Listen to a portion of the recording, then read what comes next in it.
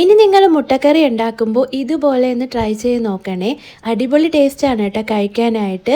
വെറുതെ മുട്ടയൊന്ന് ബോയിൽ ചെയ്ത് സമയം കളയണ്ട. അപ്പൊ എങ്ങനെ ഉണ്ടാക്കുന്നതെന്ന് നോക്കാമേ. പാൻ ഒന്ന് ചൂടായി വരുമ്പോൾ അതിലോട്ട് നമുക്ക് വെളിച്ചെണ്ണ ഒഴിച്ചു കൊടുക്കാം. ചെറുതായിട്ട് കട്ട് ചെയ്തെടുത്ത സവാളയും ഇഞ്ചിയും വെളുത്തുള്ളിയും ചതച്ചതും ഇട്ട് കൊടുക്കാമേ.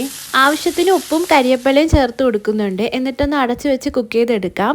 സവാള നന്നായിട്ട് കുക്കായി വന്നതിന് ശേഷം നമുക്കൊരു തക്കാളി ചെറുതായിട്ട് കട്ട് ചെയ്തത് ഇട്ട് കൊടുക്കാമേ. തക്കാളി നല്ലതുപോലെ വെന്തതിന് ശേഷം നമുക്ക് ആവശ്യത്തിനുള്ള മസാല ഇട്ട് കൊടുക്കാം. മുളക് പൊടി, മല്ലിപ്പൊടി, മഞ്ഞപ്പൊടി, ഗരം മസാല, പിന്നെ വലിയ ജീരകവും ഏലക്കയും ചതച്ചതും കൂടി ഇട്ട് കൊടുത്ത് അതിന്റെ പച്ചമണം മാറുന്ന വരെ ഒന്ന് ഇളക്കിയെടുക്കാം. ചൂട് വെള്ളം ഒഴിച്ചു കൊടുത്തിട്ട് നല്ലതുപോലെ തിളച്ചതിന് ശേഷം നമുക്ക് ആവശ്യമുള്ള മുട്ട ഇതുപോലെ പൊട്ടിച്ചൊഴിച്ചു കൊടുക്കാമേ. എന്നിട്ട് നമുക്കൊരു 10 മിനിറ്റ്സ് അടച്ചു വെച്ച് കുക്ക് ചെയ്തെടുക്കാം. അപ്പോൾ ഇതുപോലെ ആയി വരുമേ. അതിന്റെ മുകളിൽ മല്ലിയിലയോ കരിയപ്പലയോ ഇതുപോലെ ഇട്ട് കൊടുക്കാമേ. അപ്പോൾ നമ്മുടെ അടിപൊളി ടേസ്റ്റി ആയിട്ടുള്ള മുട്ടക്കറി റെഡി ആയിട്ടുണ്ട്.